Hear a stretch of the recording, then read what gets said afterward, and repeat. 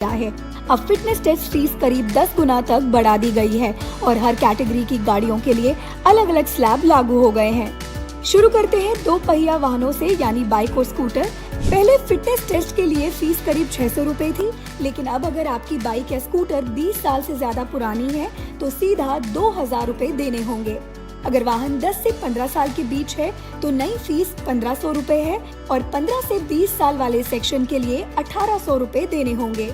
वहीं 10 साल के अंदर की बाइक पर भी अब 400 रुपए देने होंगे। 3 पहिया वाहनों जैसे ऑटो रिक्शा के लिए पहले फीस थी सिर्फ 800 रुपए।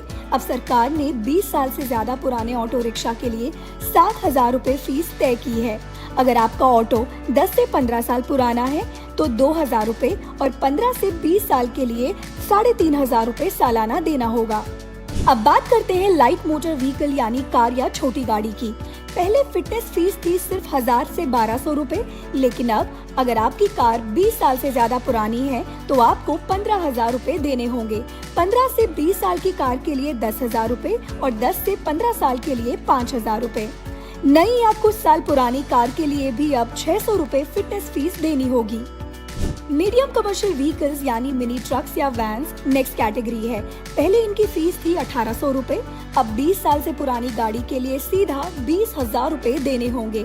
15 से 20 साल वाले व्हीकल्स के लिए 12,000 रुपए और 10 से 15 साल के व्हीकल्स के लिए 7,000 रुपए चार्जेस हैं। अगर आपकी वैन ज्यादा पुरानी नहीं है तो फिटनेस टेस्ट अब भी 1000 रुपए में हो जाएगा। सबसे बड़ा बदलाव आया है हेवी कमर्शियल व्हीकल्स यानी ट्रक्स बसेस की फीस स्ट्रक्चर में।